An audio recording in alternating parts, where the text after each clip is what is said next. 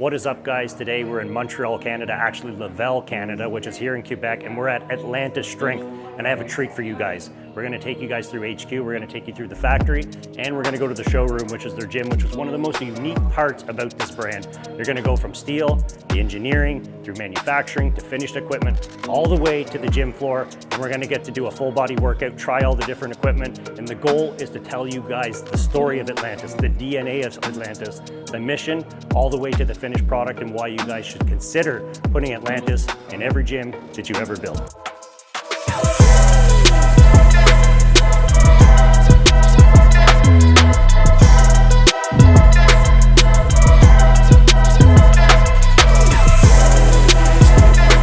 Every number is a bin. So we have those pink bins everywhere. This is only the tubes for one machine. So we also do the notches here like that. You guys cut all these? Yeah, those notches is part of the design. So this machine, what it does is you have like a jaw at the other end, which you see there. Just grab the end of the tube. And this is what makes the motion is you forward and backward, and it's synchronized with the head. And that's how it does the cutting. The materials that are just smaller or lesser volume, they're cut by hand on the hand saw. Okay. Different products, if you want to change the design on each one of them, yeah, you have to think about design, change the components, and you have to do test runs to make sure they work well. That you can produce it, and the cost for making sense as well. Anyone can make a sale. Yeah. It's sexy. Yeah. It's fun and all that. But making sure that the sale actually happens, like this gets built the right way, and it shows up in the right way at the right time. There's a million people involved in it. Of course, yeah. And I think our culture is that with sales and that. We're not excited about making a sale unless we know all the other points along there are going to happen. And when we talked a couple of weeks ago, that's what I was saying. I'm like, everyone's got a great social media, this, that. But nobody's thinking about what am I going to do for parts? Yeah. Nobody wants to think about that. It's unsexy, but it's as or more important than anything else in the game. Yeah. And will this company be around in 10 years? That's a whole other thing. Okay. The incline chest press. The incline chest press, yeah. It's quite beloved and very popular right now. Yeah. It's one of our more sold pieces. We've been doing it for a long time. Yeah. But it recently caught the eye and the popularity in the last 2 years. It's just so cool seeing it in such a raw form like that. Full set of skills. So once you've agreed on an engineering and a piece, and you're going to take it into production, you guys have obviously already know the measurements of it's already done engineering the steel wise. Is the welder going to pick that, or is there someone else picking the steel and bringing that to the assembly line? There's people who are bringing the materials to the welder, so it spends as much time as possible. Okay. So there's really a big component of this is handmade. It's, even though that's not the goal, but it's there's so much, these guys are really hands-on. Right? Most of the cutting is CNC machines. Yeah. Because there's no equivalent doing it by hand. Well, I guess manufacturing, it's almost like it's an ecosystem. It's like everything, one thing, you make one change, it could impact so many different things. I want to pull this steel this way or stack it here, but then it gets, you have to follow the ecosystem. This is more the market because it's not part of the welding, it's part of the assembly. So this is more on the other side, I'll show you. So these are usually parts that go into the welding. But those are bent sheet metal. We don't do the bending yet for the sheet metal. Yeah. So those are outsourced. And you guys are cutting these right down to yourself, right? This machine is cutting back. As you see now, they've done a sheet. They're gonna. This is a laser cutter. It's a laser cutter too. Okay. So what do they just bring this? They bring a sheet onto here. Yeah. And then how do they feed it in? Does this come out? Those level swaps. So while you're loading one, it does a cutting on the other one. Oh wow. When me and Jordan sat down a few years ago, we realized that we need to maximize space. And what every company wants to do is produce made to order, which means every machine is accounted for. Then we run around, everybody now has a workflow, and they see in real time where the machine is. So I don't know if you noticed, there's a bunch of little ping tags at the welding. That means every machine, there's an emplacement dedicated to it. What? The code of the flat with the work order aligned to it. Yeah. So when you guys see the machines, all the tube bending is done in-house. So we used to have somebody bending the tubes for us, but then if we bend the tube in-house, it's the same. We have a code for a tube, and everything is put together. So when my welders they want to start working, there's already a chef d'équipe, like a team leader that's going to bring him the machine, the parts, the bending tubes, everything come together like this. It's all rooted up and linked together. So like I mentioned earlier, all the machines are in the system by batch, by sorts of machine, and everything is linked together, so they know which work order goes with which flat. I want to have 2-3 weeks in advance. If there's a break of machine, if the price go up 40% on the metal, at least I have 2-3 weeks. I have time to adjust myself, and we have time to make a good quality control on our pieces too. Everything that comes in the shop, metal, plastics, everything like brass bushings that we don't produce in-house. We have an engineer that produces like a chart. It's an FOE chart. So first article inspection, and I have two dedicated staff members. They measure everything, they control everything via a chart. So everybody knows when we get something in that goes in production, it's been called for, verified, and like it's premium. That's what we want. We don't want any surprises. Of course. There was a bad batch 6 weeks ago, and that's we want. Catch it at the door. We don't exactly catch it at the door. So we don't cheap out on that. Takes time, but at least we're 100% sure of our product is going to be at our standard. And Jean-Martin, that's a concept artist. This guy's been here also more than 2 decades, sitting French press. So make sure and make videos or support for the guys in production to make sure that they do what we're supposed to do. That's cool. Very cool. And same, the guys here, they have a machine center for themselves. They have the saw. We make sure they're like independent from production. So that I don't know if you're gonna see. This is what the laser does. And this, to me, like that laser system is the best. It's right there, alpha laser. Oh, wow. The little boot there that you see, the yellow thing. Yeah. That's my laser machine.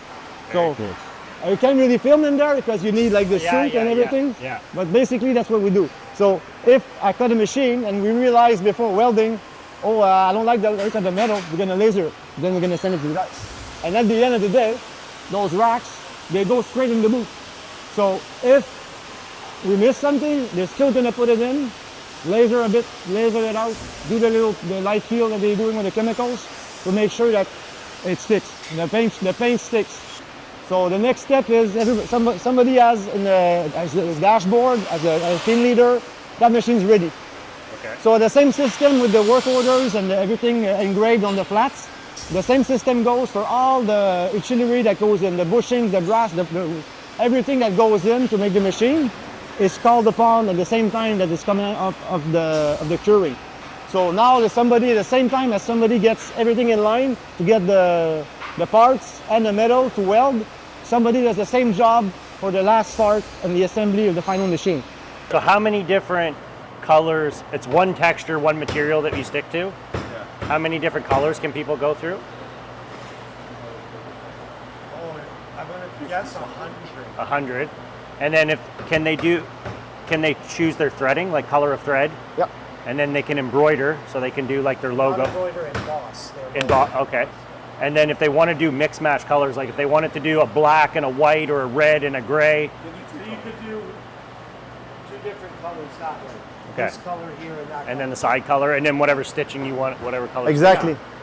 Yeah, all the color stitching, and it's an investment to have like staff dedicated to that, but it's worthwhile. So every little rod, every little plastic cap, every little something that we get, want to make sure that it's been tested, and it's not like in the shop somewhere. Like every time there's something to be done, that we release them. Like so, we're our own store here, basically. So we send on the other side. Of course. Every week what needs to be done. And Well, people look at the unit, they see the working unit in the gym, but they don't think down to every cut, every bearing, every pivot point, No. the vinyl that's put on there, all the different materials, the paint that you talked about, the Yeah. rust, like anything that could go wrong will go wrong on a piece of equipment. You have to consider that, learn it. Yeah. So every little piece has to be like tested and Yes. And we're very dynamic with our buyers, and with our, we always try to challenge and get new leads and new ideas. But metal is metal. So Yeah. at one point you need to make sure that somebody's viable and it's always on point. So that's, to us, it's the most important thing is the part on par, yeah. regardless if it's not cheap. So Yeah. but that's a choice we made. Make sure that everything is as it should be. So Of course. it's a huge warehouse. So everything is like I said, counted for and tested. And we optimized this like a year ago a bit. Before that, it was something else. Now I'm proud to have that system in, and have engineering department and design department working with, like staff that we built from the ground up, and them too, they like it, they love it. They just make sure it's well done and everything is on par. Then they put it in stock, and I'm 100% sure that it's gonna fit on the machine. There's not gonna be a problem for the customers, So, and we discover always little things. We didn't thought of this, we didn't thought of that. That system too challenges us, challenges the design, challenges the production, and makes things interesting at one point, because now like every department is pushing on the other. So that's a good thing. I think it's a good thing, and it's the challenge comes from within, comes from everywhere. Yeah. So that's our reality, and that's what we try to implement. And maybe in a year and a half, and be another table, and more of that. Because at one point, I realized in the first year, okay, let's continue to do this. Let's have everything tested twice. So now even the metal, like we do everything. Because if you go too fast, then you're gonna have to go backwards at one point, because you skipped, you skipped something and you forgot something. So we put more people, more effort, more resources on making sure that everything is good for production, and then I think we're winners from there at one point, and the customer is a winner when we are winner. Everybody wins, right? Yeah. So yeah, that's about it. Right now in the creative process, something I wanted to ask you. Yeah. Like, obviously there's always going to be inspiration to look at something and say, can we hit that muscle from a different angle? Can we create a machine that makes sense? So what does that process look like? Are you guys constantly, is there someone in the company that's constantly trying to innovate something new? Or like, I know on the piece that's been created, you've created it, and you're looking for customer feedback, user feedback, people on the team feedback to make that product better. Who's in charge of like the innovation of that side of things? Like, who's the one, the creative mind behind that now? Is still in charge of Raymond still is? Deciding, which projects we're working on. Yeah. And so, it seemed this machine was like, I think this was as an example. There's a lot of ideas that are being recycled in the industry. I mean, even if you're inventing a lunch machine, sometimes some of it is feedback from customers. They were like this, but this way or this way. So sometimes that results in a product improvement or just a new product. For us, the gym tells us a long way what works. Yeah. But with Raymond's his extensive experience, he kind of has a good feeling of what people are looking for and what would be interesting, what would work in the gym too. So that helps. I get asked a lot, people say like the difference between equipment and what makes good equipment, and I've really sat and thought about this many times, like how do I articulate that to somebody to be helpful, like to actually give them some value? And I started to think to myself, I'm like, well, from a gym owner's perspective, you want something durable. You want something that's not going to break down. I'm not going to have to change it all the time. It has the least amount of pivot points, the least amount of points where something can break on it. The vinyl's going to hold up. And then I was like, well, then the mechanics matter, because I'm a mechanic freak. Like, I'd rather use a dumbbell if the chest press is, if it's bothering my shoulders, just give me a dumbbell. I don't even want to use it. So the mechanics have to be great. And then from there, how adjustable it is to fit different body types, right? How easily can I get parts? Is it something to uptake it, and then to actually maintenance it? How hard is it to maintenance? So these are layers that I layered in. And the newest one I've added is, how aesthetic is the equipment? Does it look fun?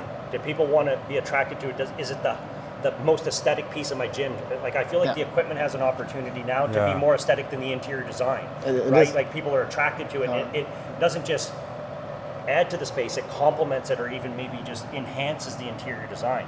So, and do you feel like am I missing anything when I layer those in like that, and like these are things we should look at? Sounds pretty complete. Yeah. Even if you talk about the aesthetic, there's different kind of aesthetics. And some of the people, they like the very old stuff. Even like the first Atlantis products that are still working, they seem to be selling for very high prices, because there's a very niche market for these products. Yeah. And maybe because of the look, maybe because they like the movement, whatever. But from what we know, we haven't changed that much. But there's also different like sub-market within the aesthetics. Like Life Fitness and Preco would have a totally different aesthetic, more modern, maybe more health club-like. Yeah. It's not very much bodybuilding. It's not much plate loaded either. It's just different. But I think what you mentioned is pretty much So guys, we just went through, we did an amazing tour, and I'm here with the CEO of Atlantis, Jordan, and I just wanted to ask him a few questions for you guys. So starting at the DNA of the company, it's got an amazing story that goes back over 40 years. We obviously don't have an exact date because it kind of just started where Raymond was just gradually. just wanted to make a better product for himself. Started by welding products together, trying to improve the mechanics, making the durability of it. And that, would you say that's still the DNA of the company today, is like pushing for better, that enough is never enough and we're going to just do whatever we can to make the product as best as it possibly can? I think it is, yeah. Definitely. And we're still a product centric company, and we will remain for it. What matters for us, and it's also in our processes when we design something, is we're trying to make the product that's the best for the customer. Yeah. And we do as fewer compromises as possible. Yeah. If someone was thinking about building out a gym, and right now they're at that point of investing in the strength component of it, and they're looking at plate loaded, they're looking at pin loaded, their cardio, and they're thinking, what company should I go with? I want something that's, that I can afford to get, but it's also a good price. What's the one thing you would want a gym owner, from your experience, to really think about when they're going to put a product inside their gym? Good question. I think one trap that people would fall into is the price. I mean, we are premium, but we're not the highest, the most expensive on the market. But building a gym is something that you'll be owning and operating for at least 10 years, hopefully, and more. Yeah. And so I think you have to factor into account the cost of the products over the lifetime that you'll be owning it. Yeah. It's something, if you want something that's going to be personalized to your brand, that will be more engaging to your customers, it's actually something that more and more gym owners are noticing that can make a difference in the success of their gym, is what kind of equipment they have in there, which wasn't the case 10 years ago. And if you really see the value in a product, the price, you have to adapt it to the lifetime that you'll be owning those. Otherwise, buy what you like and try everything before you buy them. Yeah, well, you're only going to make that mistake once, right? Like if you go out and you make that mistake, you're not going to make that mistake over and over. And a lot of people, if you look at the price of Atlantis versus the quality of the mechanics of it, the durability of it, how you can customize it, there's no price that's in there that's fluff, in my opinion, where you can look at a lot of brands that they're really cool, but it's really, you're buying the brand. Like almost like you're paying for Gucci or Louis Vuitton or Ferrari or Lamborghini. I kind of look at Atlantis as causality. Like the price is there because we want premium metal.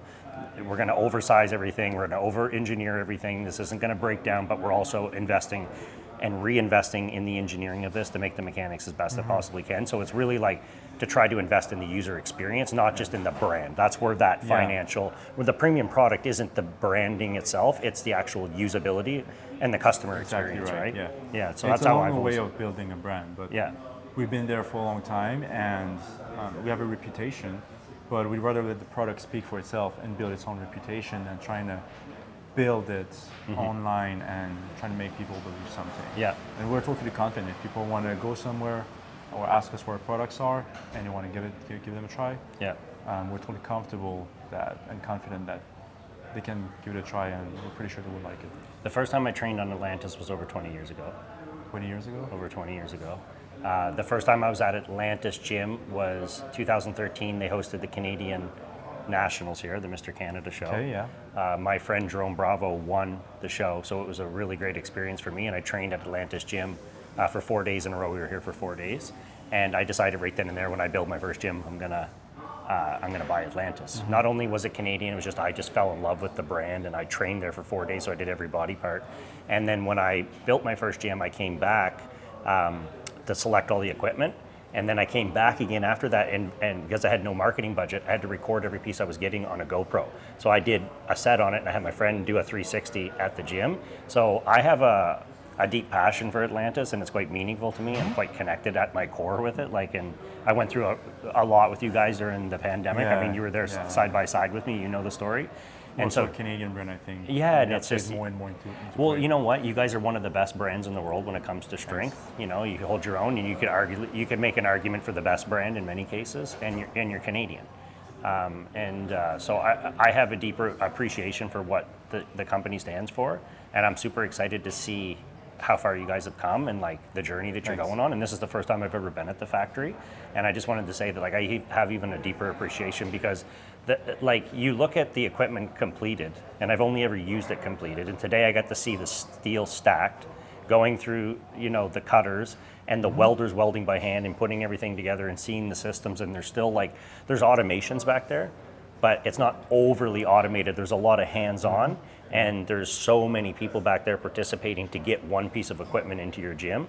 And there's a lot of quality control that is happening, and there's a lot of people that are just investing in the brand, and so it took it to a whole nother level for me. So I thank you so much. Enjoyed it. Yeah. We're welcome to be back in a year. We'll Right. change a few things too. I will come back in a year. Yeah. So we're going to get ready to go to the gym now, which is really a showroom. Every piece you guys have pretty much ever made It is is in kind that. of a showroom. It's also a testing ground. Yeah. And wouldn't you suggest, I would suggest that no matter where you're at in the world, if you're getting ready to buy Atlantis, fly to Laval, you get to visit Montreal, and go train at the gym for a few days. Do yourself a favor, because it's gonna take your experience to a whole nother level of what you think Atlantis is. Yeah, and Montreal is a great city, especially in the summer. So Yeah, unbelievable. it's better in the summer. Jordan, thank you so much. Thanks, Ryan. Okay, guys, you got to see HQ, you got to see the factory tour. Now we're standing in Atlantis Gym, which is their showroom.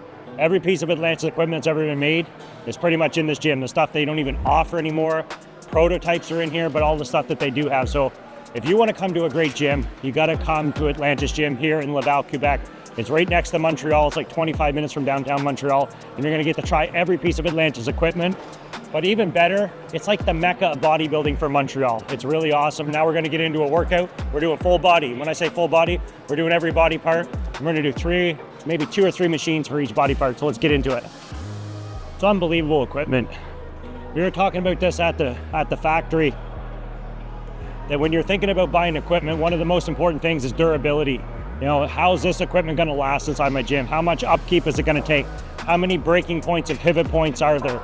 And that's something you have to think about. Next is the mechanics of it. And that's one thing that at the very core of the DNA of Atlantis is biomechanics. And Raymond, the founder of the company, if you've ever heard him before talk about the company, it didn't start about making money. It started because he wanted to make a better product for him to train on. He was a bodybuilder, competed in the Mr. Canada shows, and he had a gym, and he would weld at night in the gym, making the equipment better. And that was over 40 years ago, and they're still doing that same thing today. Invent something, create something, design something, bring it to life, put it in the gym, test it, ask people for input, and then make adjustments. And that's how you get a great piece of equipment. I guess that's how you get a great product in engineering feat of any kind.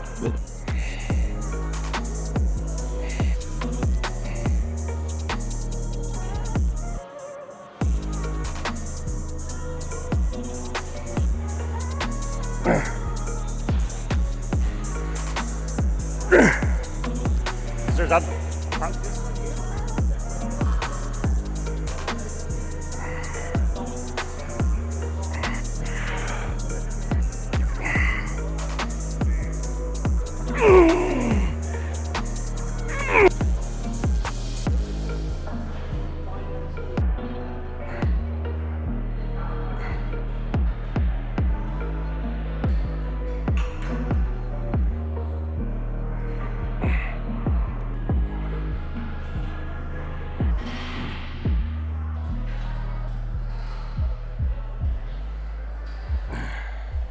Okay guys, that's a wrap. You got to go to Atlantis HQ. You got to go see behind the scenes at the factory, from metal to equipment, and you got to see a little bit about the DNA and the mission of Atlantis Strength. And then you got to come here to Atlantis Gym, which is basically a showroom with every piece of equipment they've ever made, all in one spot. If you ever get the chance to come to Montreal and come to Atlantis Gym, you have to come check it out. Some major takeaways. If you're looking to design a gym and you're serious about strength equipment, you want durability, you want great biomechanics, adjustability, and great aesthetics, you have to consider looking at Atlantis. Take a serious look. Come here, try the equipment, connect with the team to learn more about what it is they can offer. If you look at the mission and the DNA, it's as pure now as it was 40 years ago when Raymond started it.